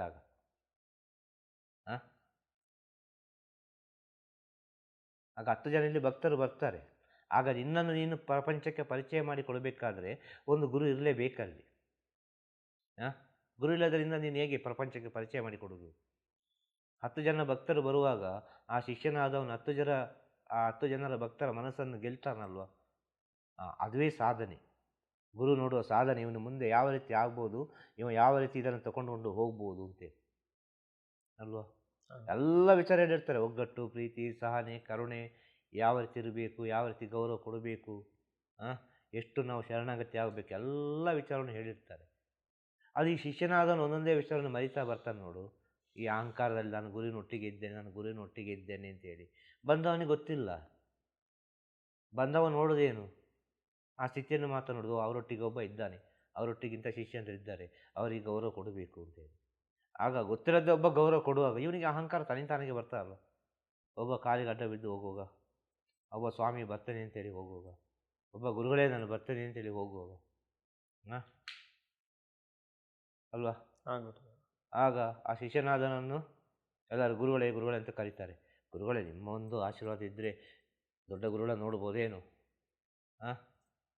ಗುರುಗಳೇ ನೀವೊಂದು ಮನಸ್ಸು ಮಾಡಿ, ನೀವೊಂದು ಒಳಗೆ ಈ ಕೇಳಿ. ಹಾಗೆ ಹೇಳುವಾಗ ಶಿಷ್ಯನಾದವನಿಗೆ ತನ್ನಿಂತಾನಿಗೆ ಬರ್ತದಲ್ಲ ಅಹಂಕಾರ. ಇನ್ನು ಗುರುವಿನ ಜೊತೆಯೇ ಒಬ್ಬ ಇದ್ದಾನೆ ಅಂತ ಇಟ್ಟುಕೊಳ್ಳುವ, ಅವನು ಏನು ಮಾಡ್ತಾನೆ, ಆ ಗುರುವಿನ ಜೊತೆಯೇ ಇದ್ದವನು 24 ಗಂಟೆ ಜೊತೆಗೆ ಇದ್ದಾನೆ ಅಂತ ಹೇಳಿದರೆ ಹೊರಗಿನಿಂದ ಬರೋರನ್ನು ಇನ್ನೂ ಸ್ವಲ್ಪ ಅಹಂಕಾರದಲ್ಲಿ ನೋಡ್ತಾನ ಅಲ್ವಾ. ಈಗ ನೋಡ್ಲಿಕ್ಕೆ ಆಗುದಿಲ್ಲ, ಈಗ ಮಾತಾಡ್ಲಿಕ್ಕೆ ಆಗುದಿಲ್ಲ, ಈಗ ಸರಿ ಇಲ್ಲ, ಇದೆಲ್ಲ ಕೆಡಿಸ್ತದೆ ಅಂತ ಹೇಳುದು. ನಾನು ಹೇಗೆ ಬಂದೆ ಮುಂಚೆ, ನಾನು ಯಾವ ರೀತಿ ಬಂದು ಈ ಸ್ಥಾನವನ್ನು ಹಿಡಿದುಕೊಂಡೆ, ನಾನು ಈ ಸ್ಥಿತಿಗೆ ಬರಲಿಕ್ಕೆ ಏನು ಕಾರಣ, ನನ್ನಾಗೆ ಎಲ್ಲರೂ ಆಗಬೇಕು, ನನ್ನಾಗೆ ಎಲ್ಲರೂ ಆಗಬೇಕು, ನಾನು ನೋಡಿದ ಸ್ಥಿತಿಯನ್ನು ಎಲ್ಲರೂ ನೋಡಿಕೊಳ್ಬೇಕು, ಆ ಗುರುವಿನ ಮಹತ್ವ ಏನು ಅಂತೇಳಿ ಎಲ್ಲರೂ ತಿಳಿಬೇಕು ಎಂಬ ಸ್ಥಿತಿ ಬಂದರೆ ಅದು ಆಟೋಮೆಟಿಕ್ಕಾಗಿ ಆ ಗುರುವಿನ ಆಶೀರ್ವಾದದಲ್ಲಿ ಸಿಗ್ತದೆ. ಇಷ್ಟೆಲ್ಲ ಪ್ರೀತಿಯಿಂದ ಹೇಳಿಕೊಡ್ತಾರೆ. ಹೇಳಿಕೊಟ್ಟು ಒಂದು ದಿನ ಹೇಳ್ತಾರೆ, ಏನು ಹೇಳ್ತಾರೆ ಗೊತ್ತುಂಟ, ನಾಯಿಗೆ ಬೈದಾಗ ಬೈದು ಬಿಡ್ತಾರೆ 10 ಜನರ ಮುಂದೆ. 10 ಜನರವರು ಕಾಯ್ತಾರನೇ, ಇವನಿಗೆ ಹೀಗೆ ಹೇಳಿದರೆ ಸರಿ ಅಂತೇಳಿ, ಹೀಗೆ ತಿದ್ದಿದ್ರೆ ಸರಿ ಅಂತೇಳಿ 10 ಜನರ ಮುಂದೆ ತುಂಬ ಅವಮಾನ ಮಾಡ್ತಾರೆ. ಅವಮಾನ ಮಾಡಿದ ನಂತರ ಅವನ ವರ್ತನೆ ಯಾವ ರೀತಿ ಅಂತ ನೋಡ್ತಾರೆ. ಮೊದಲು ಅಷ್ಟು ನಿಷ್ಠೆ ನಿಯಮದಿಂದ ಮಾಡ್ತಿದ್ದವನು ಒಂದು ಬೈಗಳಲ್ಲಿ ಒಂದು ಹೆಜ್ಜೆ ಹಿಂದೆ ಹೋಗ್ತಾನೆ, ಇನ್ನೊಂದು ಬೈಗಳಲ್ಲಿ ಇನ್ನೊಂದು ಹೆಜ್ಜೆ ಮುಂದೆ ಹೋಗ್ತಾನೆ. ಅರ್ಥ ಆಯ್ತಲ್ಲ.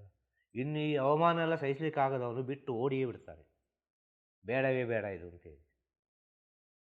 ಆ ಅವಮಾನವನ್ನು ಸಹಿಸಿಕೊಂಡು ಅಲ್ಲೇ ನಿಂತುಕೊಂಡು ಮೊದಲನೇ ಸ್ಥಿತಿಯಲ್ಲೇ ಯಾರು ಒಬ್ಬ ಇರ್ತಾನೋ, ಅರ್ಥ ಆಯ್ತಲ್ಲ, ಆ ಸ್ಥಿತಿಯಲ್ಲಿ ಅವ ಮೇಲೆ ಹೋಗಬಾರ್ದು, ಕೆಳಗೆ ಬರಬಾರ್ದು. ಅವಮಾನ ಮಾಡಿದ್ರು ಸರಿ, ಬೈದರೂ ಸರಿ, ಪ್ರೀತಿಸಿದ್ರು ಸರಿ, ಹೊಗಳಿದರೂ ಸರಿ, ಏನು ಮಾಡಿದರೂ ಸರಿ, ಆ ಶಿಷ್ಯನಿಗೆ ಯಾವುದೇ ಸ್ಥಿತಿಗಳು ಹೋಗಿ ಮುಟ್ಟಬಾರ್ದು. ಅಂಥ ಶಿಷ್ಯನನ್ನು ಗುರು ನೋಡ್ತಾರೆ ಅಂತ ಹೇಳೋದು. ಅಂಥ ಶಿಷ್ಯನನ್ನು ಗುರು ನೋಡ್ತಾರೆ, ಇಂಥವನು ಎಲ್ಲಿದ್ದಾನೆ ಅಂತೇಳಿ. ಸುಮ್ಮನೆ ಆಗಿ ಹೇಳಿಬಿಡ್ತಾರೆ. ಅರ್ಥ ಆಯ್ತಲ್ಲ. ಅಡುಗೆ ಮಾಡಬೇಡ ಅಂತೇಳಿ, ಬೇಡವೇ ಬೇಡ ಅಂತೇಳಿ. ಅರ್ಥ ಆಯ್ತಲ್ಲ. ಇನ್ನೊಂದ್ಸಲ ಹೇಳ್ತಾರೆ, ನಿಮ್ಮ ಅಡುಗೆ ನೀವೇ ಮಾಡಿ ಊಟ ಮಾಡಿ, ನಿಮ್ಮ ಅಡುಗೆಯನ್ನು ನೀವೇ ಊಟ ಮಾಡಿ, ನನಗೆ ಬೇಡ ತರಬೇಡಿ ಅಂತ ಹೇಳ್ತಾರೆ. ಅರ್ಥ ಆಯ್ತಾ. ಮೊದಲಿಗೆ ಹೇಳಿಕೊಟ್ಟದ್ದು ಇಷ್ಟಿಷ್ಟು ಹೊತ್ತಿಗೆ ಪ್ರಸಾದ ಮಾಡಿ ಕೊಡಬೇಕು, ಈ ರೀತಿ ಇರಬೇಕು, ಇದೆಲ್ಲ ತಂದು ಕೊಡಬೇಕು ಅಂತೇಳಿ ಮೊದಲಿಗೆ ಹೇಳಿರ್ತಾರೆ. ಅರ್ಥ ಆಯ್ತಲ್ಲ. ಒಂದು ಗುರುವಿನ ಸ್ಥಿತಿ ಹೀಗೆಲ್ಲ ಇರ್ತದಪ್ಪ ಅಂತ. ಅದೇ ಗುರು ಹೇಳ್ತಾರೆ, ನಿನ್ನ ಅಡುಗೆ ಸರಿ ಇಲ್ಲ, ಬೇಡ ಬಿಟ್ಟು ಬಿಡು, ಹೋಗಾಚೆ, ಇದಾಗಲಿಕ್ಕಿಲ್ಲ, ಉಪ್ಪು ಇಲ್ಲ, ಖಾರ ಇಲ್ಲ, ವಿಪರೀತ ಖಾರ, ವಿಪರೀತ ಕಹಿ, ಇದನ್ನು ಯಾರು ಊಟ ಮಾಡೋದು ಅಂತೇಳಿ ಸುಮ್ಮನೆ ಅದು ಹೇಳಿಬಿಡ್ತಾರೆ. ಅರ್ಥ ಆಯ್ತಲ್ಲ.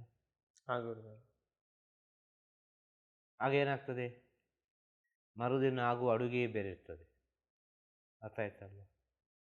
ಸಾವಿರ ರೀತಿಯಲ್ಲಿ ಬೈದುಕೊಂಡು ಮಾಡಿಕೊಂಡು ಹಾಗೆ ಹೀಗೆ ಯಾವುದೋ ಒಂದು ರೀತಿಯಲ್ಲಿ ಇರ್ತದೆ ಅಡುಗೆ.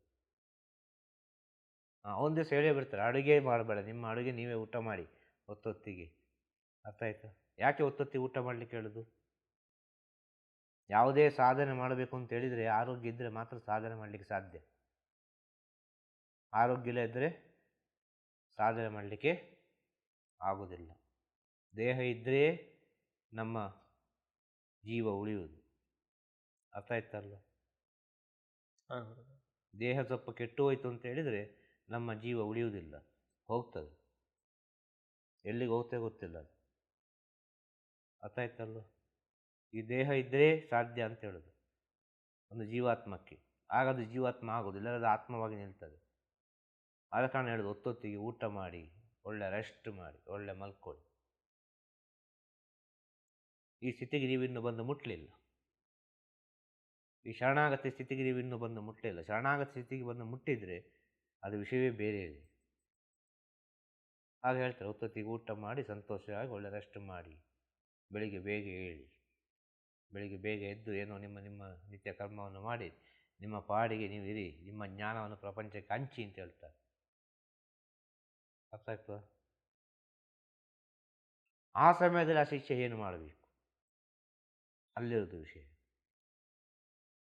ಆ ಸಮಯದಲ್ಲಿ ಶಿಷ್ಯ ನಿಮ್ಮ ಅಡುಗೆ ಬೇಡ, ನಿಮ್ಮ ಅಡುಗೆ ಸರಿ ಇಲ್ಲ, ಅಡುಗೆ ತರಬೇಡಿ ಅಂತ ಹೇಳಿದರೆ ಅವನು ಯೋಚನೆ ಮಾಡಬೇಕು. ಆಗ ಮುಂಚೆ ಗುರುದೇವರು ಹೀಗೆ ಹೇಳಿದ್ದಾರೆ. ಅರ್ಥ ಆಯ್ತಲ್ಲ? ಗುರುದೇವರು ಊಟ ಮಾಡ್ತಾರಾ ಇಲ್ವೋ ನನಗೆ ಗೊತ್ತಿಲ್ಲ, ಹೋಗಿ ಅಲ್ಲಿ ಇಟ್ಟು ಬಿಡುವ, ಆ ಪ್ರಸಾದವನ್ನು ಸ್ವೀಕರಿಸಲಿ, ಹೇಳಿಬಿಡುವ, ನಮ್ಮ ಕರ್ತವ್ಯ ನಾವು ಮಾಡುವ ಅಲ್ವಾ? ಆ ಸ್ಥಿತಿ ಬರಬೇಕು. ಆ ಸ್ಥಿತಿ ಬರುವುದಿಲ್ಲಲ್ಲ, ಆಗ ಸ್ಥಿತಿ ಬರೋದೇ ಬೇರೆ. ಅರ್ಥ ಆಯ್ತಲ್ವ? ಏನು ಬರೋದಾಗ? ನನ್ನನ್ನು ಕಂಡ್ರೆ ಏನು ಆಗುವುದಿಲ್ಲ ಅವರಿಗೆ, ನನ್ನನ್ನು ಕಂಡ್ರೆ 24 ಗಂಟೆ ಅವರಿಗೆ ಕೋಪ ಬರ್ತದೆ, ನಾನು ಸರಿಯಿಲ್ಲ ಅಂತೆ, ನಾನು ಹಾಗೆ ಅಂತೆ, ನಾನು ಹೀಗೆ ಅಂತೆ. ನಾನು ಹೇಗೂ ಇರಲಿ, ನಾನು ಯಾವ ರೀತಿ ಬೇಕಾದರೂ ಇರಲಿ, ಗುರುಗಳು ನನ್ನ ಏನು ಬೇಕಾದರೆ ಹೇಳಲಿ. ಹೇಳಿದ್ದು ಯಾರು? ನನ್ನ ಗುರುಗಳು, ನನ್ನ ಗುರುದೇವರು ಹೇಳಿದ್ರು, ಬೇರೆ ಯಾರಲ್ಲ. ಅವರು ಕಳ್ಳ ಅಂತ ಹೇಳಿ, ದ್ರೋಹಿ ಅಂತ ಹೇಳಿ, ಸರಿ ಇಲ್ಲ ಅಂತ ಹೇಳಿ, ದರಿದ್ರ ಅಂತ ಹೇಳಿ, ಎಂಥದ್ದು ಹೇಳಲಿ, ಎಲ್ಲವೂ ಇದು ನನಗೆ ವರಪ್ರಸಾದ ಆಗ್ತದೆ. ಇದೆಲ್ಲವೂ ನನಗೆ ವರಪ್ರಸಾದವಾಗ್ತದೆ. ಗುರುವಿನ ಬೈಗಳಿಗಿಂತ ದೊಡ್ಡ ವರಪ್ರಸಾದ ಇನ್ನೊಂದಿಲ್ಲ ಈ ಪ್ರಪಂಚದಲ್ಲಿ, ಸಾಧ್ಯನೇ ಇಲ್ಲ. ಈ ಸ್ಥಿತಿಯನ್ನು ಒಬ್ಬ ಶಿಷ್ಯ ಯಾವಾಗ ಸ್ವೀಕಾರ ಮಾಡಲಿಕ್ಕೆ ಪ್ರಾರಂಭಿಸ್ತಾನೋ ಆವಾಗ ಅವನ ಒಳಗೆ ಗುರು ಇನ್ನೂ ಸೂಕ್ಷ್ಮವಾಗಿ ಪ್ರವೇಶ ಮಾಡ್ತಾರೆ. ಸಾಧ್ಯ ಉಂಟಾ? ಸಾಧ್ಯ ಇಲ್ಲ. ಗುರು ಯಾವತ್ತೂ ಮಾತಾಡೋದು ವಿರುದ್ಧ. ನೀನು ಸರಿ ಅಂತ ಹೇಳಿದರೆ ಗುರು ಹೇಳೋದು ತಪ್ಪು ಅಂತೇಳಿ. ಯಾಕೆ? ಎಲ್ಲೋ ಒಂದು ಕಡೆ ಒಂದು ಅಹಂಕಾರ ಒಳಗಿರ್ತದೆ, ನಾನು ಎಂಬ ಅಹಂಕಾರ ಇರ್ತದೆ. ಆ ನಾನು ಎಂಬ ಅಹಂಕಾರ ಹೋಗ್ಬೇಕಲ್ಲ. ಹೌದು. ಅದಷ್ಟು ಸುಲಭದಲ್ಲಿ ಹೋಗುವುದಿಲ್ಲ ನಾನೆಂಬ ಅಹಂಕಾರ. ಗುರು ಸಮಾಧಿ ಆಗುವಲ್ಲಿವರೆಗೆ ಆ ಶಿಷ್ಯನ ಹತ್ರ ನಾನು ಎಂಬುದನ್ನು ಯಾವುದೋ ಒಂದು ರೀತಿಯಲ್ಲಿ ಚುಚ್ಚುತ್ತಾ ಇರ್ತಾನೆ. ಕಾರಣ ಏನು? ನಾನು ಈ ಪ್ರಪಂಚ ಬಿಟ್ಟು ಹೋಗ್ತೇನೆ, ನೀನು ಈ ಪ್ರಪಂಚದಲ್ಲಿ ಇನ್ನೂ ಇರ್ತಿ. ಇನ್ನು ಇರುವಾಗ ನಾನು ಎಷ್ಟು ಮಾಡಿದರೆ ಅದಕ್ಕಿಂತ ಹೆಚ್ಚಾಗಿ ನೀನು ಮಾಡು. ಎಲ್ಲ ವಿಚಾರ ಗೊತ್ತಾಗೋದು ಯಾವಾಗ ಗೊತ್ತಾ? ಈ ಪ್ರಪಂಚ ಬಿಟ್ಟು ಹೋದ ಮೇಲೆ. ಈ ಪ್ರಪಂಚ ಯಾವಾಗ ನಾವು ಬಿಟ್ಟು ಹೋಗ್ತೇವೋ ಆವಾಗ ಎಲ್ಲ ವಿಚಾರ ಗೊತ್ತಾಗ್ತದೆ. ಶಿಷ್ಯರಾಗುವ ಯೋಗ ಎಲ್ಲರಿಗೂ ಇದೆ, ಭಕ್ತನಾಗುವ ಯೋಗ ಎಲ್ಲರಿಗೂ ಇದೆ. ಆದರೆ ಈ ಯೋಗವನ್ನು ಉಳಿಸುವ ಯೋಗ್ಯತೆ ಇರಬೇಕಲ್ಲ. ಎಷ್ಟೋ ಜನ್ಮದ ಪುಣ್ಯದಿಂದ ಯೋಗವಾಗಿ ಬರ್ತದೆ. ಅರ್ಥ ಆಯ್ತಲ್ಲ? ಎಷ್ಟೋ ಜನ್ಮದ ಪುಣ್ಯದಿಂದ ಒಂದು ಯೋಗ ಸಿಗ್ತದೆ ನಮಗೆ. ಯೋಗ ನಮ್ಮ ಕೈಲಿ ಇದೆ, ಆದರೆ ಅದನ್ನು ಉಳಿಸುವ ಯೋಗ್ಯತೆ ಇಲ್ಲದಿದ್ದರೆ, ಅದನ್ನು ಬೆಳೆಸುವ ಯೋಗ್ಯತೆ ಇಲ್ಲದಿದ್ದರೆ ಏನು ಪ್ರಯೋಜನ? ಅದು ಯೋಗ್ಯತೆ ಋಣದಿಂದ ಬರೋದಾ, ಕರ್ಮದಿಂದ ಬರೋದಾ, ಅಥವಾ ಪ್ರಯತ್ನದಿಂದನೂ ಬರ್ಬೋದಾ ಗುರುದೇವ? ಯಾವುದು? ಯೋಗ ಸಿಗುತ್ತೆ, ಗುರುದೇವರ ಬಳಿ ಇರುವ ಯೋಗ ಸಿಗುತ್ತೆ ಎಲ್ಲರಿಗೂ. ಅದನ್ನ ಅವರು ಉಳಿಸ್ಕೊಳ್ಳೋದು, ಆ ಯೋಗ್ಯತೆ, ಆ ಗುರು ಸೇವೆಯಲ್ಲಿ ಪಾಲ್ಗೊಳ್ಳೋ ಯೋಗ್ಯತೆ, ಅಷ್ಟು ಆ ದಾರಿಲಿ ಹೋಗೋದು, ಅದು ಪ್ರಯತ್ನದಿಂದನ, ಕರ್ಮದಿಂದನ, ಋಣದಿಂದನ? ಇಲ್ಲ, ಗುರುವಿನ ವಿಚಾರ ಬಂದರೆ ಶರಣಾಗತಿಯಿಂದ. ಶರಣಾಗತಿ. ಗೊತ್ತಾಯ್ತಲ್ವ? ಸಂಸಾರ ವಿಚಾರ ಬಂದರೆ ಅದು ಋಣದಿಂದ ಇರ್ಬೋದು, ಕರ್ಮದಿಂದ ಇರ್ಬೋದು. ಅರ್ಥ ಆಯ್ತಲ್ವ? ಇನ್ನು ಇದರಿಂದ ಸೂಕ್ಷ್ಮವಾಗಿ ಒಬ್ಬ ಯೋಚನೆ ಮಾಡ್ತಾನೆ, ವ್ಯಾಪಾರ ವಿಚಾರ ಅಂತ ಆದರೆ ಅದು ಬುದ್ಧಿಗೆ ಹೋಗಿ ಸೇರ್ತದೆ. ಅರ್ಥ ಆಯ್ತಾ? ಹಾಂ ಗುರುದೇವ. ಹಾಗೆ ಕೆಲವು ಹಂತದಲ್ಲಿ ವ್ಯತ್ಯಾಸಗಳಿದೆ ಈ ಯೋಗ್ಯತೆ ಎಂಬ ವಿಚಾರ. ಹ್ಮ್. ಅರ್ಥ ಆಯ್ತಲ್ಲ? ಅಷ್ಟು ಸುಲಭ ಅಲ್ಲ ಅದು. ನಮಗೇನೋ ಒಂದು ಅನಿಸ್ಬೋದು, ಅದು ಉಳಿಸಿಕೊಳ್ಳಿಕ್ಕೆ ಭಾಳ ಕಷ್ಟ ಉಂಟು ಅಂತ ಹೇಳಿದ್ರು. ಕಷ್ಟಪಟ್ಟು ನೀವು ಪಡ್ಕೊಳ್ತೀರಿ. ಅರ್ಥ ಆಯ್ತಲ್ಲ? ಹಾಂ. ಕಷ್ಟಪಟ್ಟು ನೀವು ಪಡ್ಕೊಳ್ತೀರಿ ಒಂದು ಮಣ್ಣಿನ ಮಡಿಕೆಯನ್ನು. ಅಷ್ಟೇ ವಿಚಾರ ಇರೋದು, ಬೇರೆ ಏನಿಲ್ಲ. ಅಷ್ಟು ಸೂಕ್ಷ್ಮ ಅಂತ ಹೇಳೋದು. ಅರ್ಥ ಆಯ್ತಲ್ಲ? ಮಣ್ಣಿನ ಮಡಿಕೆಯಾಗಿ ಸಣ್ಣ ಒಂದು ಕಲ್ಲು ಬಿತ್ತದಕ್ಕೆ ಪಟ್ಟ ಅಂತೇಳಿ ಹೊಟ್ಟೆ ಆಗ್ತದೆ ಇಲ್ವಾ? ಆಗುತ್ತೆ. ತೂತು ಆಗ್ತದೆ ಇಲ್ವಾ? ಆಗುತ್ತೆ. ತೂತು ಆಗ್ತದೆ ಇಲ್ವಾ? ಹಾಂ, ಅಷ್ಟು ಜಾಗ್ರತೆಯಾಗಿ ಕಾಪಾಡಬೇಕಾದರೆ ಹೇಗೆ ಕಾಪಾಡಲಿಕ್ಕೆ ಸಾಧ್ಯ? ಹೊರಗಡೆಯಿಂದ ಕಾಪಾಡಲಿಕ್ಕೆ ಸಾಧ್ಯವಾ? ಹೊರಗಡೆಯಿಂದ ಕಾಪಾಡಲಿಕ್ಕೆ ಸಾಧ್ಯವಾ? ಸಾಧ್ಯ ಅಲ್ಲ. ಹಾಂ, ಆಗ ನಾವು ಮಣ್ಣಲ್ಲಿ ಮಣ್ಣಾದರೆ, ಮಣ್ಣಲ್ಲಿ ನಾವು ಮಣ್ಣಾದರೆ ಹೊರಗಿನಿಂದ ಎಂಥದೇ ಒಂದು ಕಲ್ಲು ಬಿದ್ದರೂ ಕೂಡ ಮಣ್ಣಲ್ಲಿ ಮಣ್ಣಾಗಿಯೇ ಇರ್ತೇವೆ ನಾವು. ಆ ಮಣ್ಣಿಂದ ಬೇರ್ಪಡಲಿಕ್ಕೆ ಸಾಧ್ಯ ಅಲ್ಲ. ಆ ಮಣ್ಣು ಬಿತ್ತು ಕೆಳಗೆ ಒಂದು ಆ ಕೊಡಪನ, ಆ ಒಂದು ಎಂಥದ್ದು ಪಾತ್ರೆ, ಮಣ್ಣಿನ ಪಾತ್ರೆ ಒಂದು ಹೊಟ್ಟೆಯಾಗಿ ಒಂದು ಪೀಸು ಬಿತ್ತು ಅಂದರೆ ಆ ಪೀಸಿನಲ್ಲಿಯೂ ಅವನು ಇರ್ತಾನಲ್ವ, ಮಣ್ಣಲ್ಲಿ ಮಣ್ಣಾದವ ಇಡೀ ಮಡಿಕೆಯಲ್ಲಿ ಇರ್ತಾನಲ್ಲ. ಅವನ ಬೇರ್ಪಡಿಸೋದು ಹೇಗೆ? ಯಾರು ಎಂಥ ಕಲ್ಲು ಬಿಸಾಡಿದ್ರು ಎಂಥ ಮಾಡಿದ್ರು ಅದು ಬೇರ್ಪಡಿಸ್ಲಿಕ್ಕಾಗ್ತದ? ಹಾಂ, ಇದು ಆಧ್ಯಾತ್ಮಿಕದ ಯೋಗ್ಯತೆ. ಅಷ್ಟು ಶರಣಾಗತಿ ಆಗಬೇಕು. ಗುರು ಅಂದರೆ ಮಣ್ಣು ಇದ್ದಾಗೆ, ಬೇರೇನಲ್ಲ. ಆ ಮಣ್ಣಲ್ಲಿ ನಾವು ಮಣ್ಣು ಆಗಬೇಕು. ಆ ಮಣ್ಣಲ್ಲಿ ನಾವು ಮಣ್ಣು ಆಗುವಾಗ ಎಲ್ಲೋ ಒಂದು ಕಡೆ ನಾವು ಚಿಗುರುತ್ತೇವೆ. ಎಲ್ಲೋ ಒಂದು ಕಡೆ ಚಿಗುರುತ್ತೇವೆ. ಆ ಚಿಗುರಿ ಒಂದು ಸಸಿ ಆಗ್ತದೆ, ಸಸಿಯಾಗಿ ಮರ ಆಗ್ತದೆ, ಆ ಮರ ಆಗಿ ಹಣ್ಣು ಬಿಡ್ತದೆ. ಹಣ್ಣು ಬಿಟ್ಟರೆ ಆ ಹಣ್ಣನ್ನು ಎಲ್ಲರಿಗೂ ಹಂಚಬಹುದು. ಅವನೇ ಶಿಷ್ಯ. ಈ ರೀತಿಯಾಗಿರ್ಲಿಕ್ಕೆ ಸಾಧ್ಯವ ಶಿಷ್ಯನಿಗೆ? ಆಗ ಗುರು ಹೇಗಿರ್ತಾರೆ ಹಾಗೇ ಇರಲಿಕ್ಕೆ ಸಾಧ್ಯ. ಆಗ ಗುರು ಹೀಗೆ ಇರುವ ಕಾರಣ ಅವರೆಲ್ಲೋ ಒಂದು ಕಡೆ ಹಾಕಿದ ಬೀಜ ಎಲ್ಲೋ ಒಂದು ಕಡೆ ಚಿಗುರಿ, ಎಲ್ಲೋ ಒಂದು ಕಡೆ ಸಸಿಯಾಗಿ, ಎಲ್ಲೋ ಒಂದು ಕಡೆ ಮರ ಆಗಿ, ಆ ಮರದಲ್ಲಿರುವ ಹಣ್ಣು ಪ್ರಪಂಚದಾದ್ಯಂತ ಚಲಿಸ್ತದೆ. ಗುರು ಚಲಿಸ್ತಾರ? ಗುರು ಚಲಿಸ್ತಾರ? ಗುರು ಚಲಿಸುವುದಿಲ್ಲ. ಅಲ್ಲಿ ಉಂಟಾದ ಜ್ಞಾನ ಚಲಿಸ್ತದೆ ಅಲ್ವಾ? ಹೌದು. ಸತ್ಯ ಅಲ್ಲ? ಮರದಲ್ಲಿ ಒಂದು ಹಣ್ಣು ಆಗ್ತದೆ, ಆ ಹಣ್ಣು ಎಲ್ಲ ಕಡೆ ಹೋಗ್ತದಲ್ಲ, ಎಲ್ಲ ಎಕ್ಸ್ಪೋರ್ಟ್ ಆಗ್ತದಲ್ಲ. ಆ ದೇಶದಿಂದ ಈ ದೇಶಕ್ಕೆ, ಈ ದೇಶದಿಂದ ಆ ದೇಶಕ್ಕೆ, ಅಲ್ಲಿದ್ದ ಹಣ್ಣು ಇಲ್ಲಿದ್ದ ಹಣ್ಣು ಅಂತೇಳಿ ಅಲ್ವಾ? ಅದೇ ರೀತಿ ಹೂ ಎಲ್ಲಿಂದ ಎಲ್ಲೆಲ್ಲ ಹೂ ಹೋಗ್ತದಲ್ವ? ಗಿಡ ಚಲಿಸ್ತದ? ಗಿಡದಲ್ಲಿ ಬಿಟ್ಟ ಹೂ ಎಲ್ಲಿಂದ ಎಲ್ಲಿಗೆ ಚಲಿಸೋದಿಲ್ವ? ಹಾಂ, ಈಗ ಮೈಸೂರಿಂದ ಹೂ ತಗೊಂಡು ಬೆಂಗಳೂರಿಗೆ ಹೋಗೋರಿದ್ದಾರೆ, ಬೆಂಗಳೂರಿಂದ ಹೂ ತಗೊಂಡು ಇಲ್ಲಿಗೆ ಬರೋರಿದ್ದಾರೆ, ಇಲ್ಲಿಂದ ಹೂ ತಗೊಂಡು ಮಂಗಳೂರಿಗೆ ಹೋಗೋರಿದ್ದಾರೆ ಅಲ್ವಾ? ಎಲ್ಲೆಲ್ಲಿಗೆ ಹೋಗೋರಿದ್ದಾರೆ. ಗಿಡ ಚಲಿಸಿತ್ತ? ಗಿಡ ಚಲಿಸಲಿಲ್ಲ. ಅದೇ ರೀತಿ ಗುರು ಹೇಳಿದ ಜ್ಞಾನ ಚಲಿಸ್ತಾನೆ ಇರ್ತದೆ. ಆ ಚಲಿಸಬೇಕು ಅಂತ ಆದರೆ ಇದು ಮಣ್ಣಲ್ಲಿ ಮಣ್ಣಾಗಬೇಕು. ಮಣ್ಣಲ್ಲಿ ಮಣ್ಣಾಗಿ ಅದು ಚಿಗುರಿ, ಅರ್ಥ ಆಯ್ತಲ್ಲ, ಒಂದು ಸಸಿಯಾಗಿ ಮರವಾಗಿ, ಮರವಾಗಿ ಹಣ್ಣು ಬಿಡುವಲ್ಲಿವರೆಗೆ, ಮರವಾಗಿ ಹಣ್ಣು ಬಿಡುವಲ್ಲಿವರೆಗೆ ಅವನಿಗೆ ಗೊತ್ತೇ ಆಗುವುದಿಲ್ಲ. ನಾನು ಯಾರು ಅಂತೇಳಿ ಗೊತ್ತೇ ಆಗೋದಿಲ್ಲ ಅವನಿಗೆ. ಅದು ಶಿಷ್ಯನ ಸ್ಥಿತಿ. ಅದು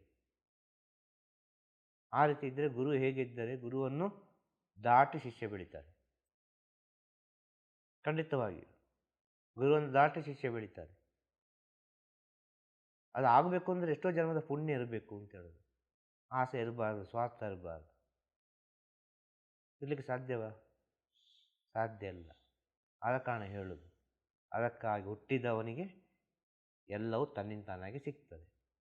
ಅದಕ್ಕಾಗಿ ಅವನು ಹುಟ್ಟಿದರೆ ಈ ಎಲ್ಲ ವಿಷಯವನ್ನು ಸಹಿಸಿಕೊಳ್ಳಲಿಕ್ಕೆ ರೆಡಿ ಇದ್ದಾನೆ, ಎಲ್ಲ ವಿಷಯವನ್ನು ಸಹಿಸಿಕೊಳ್ಳಲಿಕ್ಕೆ ರೆಡಿ ಇರ್ತಾನೆ ಅಂತ ಹೇಳೋದು. ಈಗ ಹೇಳಿದ ವಿಚಾರ ಏನಾದರೂ ಸರಿ, ಅದಕ್ಕಾಗಿ ಒಬ್ಬ ಹುಟ್ಟಿರ್ತಾನೆ. ಅದಕ್ಕಾಗಿ ಒಬ್ಬ ಹುಟ್ಟಿದ್ದವ ಮಾತ್ರ ಗುರು ಆಗಲಿಕ್ಕೆ ಸಾಧ್ಯ. ಗುರು ಆಗಲಿಕ್ಕೆ ಹುಟ್ಟಿದವ ಗುರು ಆಗಲಿಕ್ಕೆ ಸಾಧ್ಯ. ಒಂದು ವಿಚಾರ, ಪ್ರಪಂಚಕ್ಕೆ ಗುರು, ಅವನ ಗುರುಗೆ ಅವನು ಶಿಕ್ಷಣಾಗಿ ಇರೋದು ಕೊನೆಯವರೆಗೆ, ಬೇರೆ ಏನು ಹೇಳಲಿಕ್ಕೆ ಸಾಧ್ಯ ಅಲ್ಲ. ಅರ್ಥ ಆಯ್ತಾ? ಆಗುತ್ತೆ. ಇನ್ನೇನು ಬೇಕಾ? ಇಲ್ಲ ಗುರುದೇವ. ಉತ್ತರ ಸಿಕ್ಕಿತಾ? ಆ ಗುರುದೇವ. ಆ ಗುರುದೇವ. ಶುಭವಾಗಲಿ. ತಿರುಚಿಟ್ರಂಬಲಂ. ತಿರುಚಿಟ್ರಂಬಲಂ. ಗುರುವೇ ಶರಣಂ. ಗುರುವೇ ಶರಣಂ. ನಮಃ ಶಿವಾಯ. ನಮಃ ಶಿವಾಯ. ನಮಃ ಶಿವಾಯ. ನಮಃ ಶಿವಾಯ.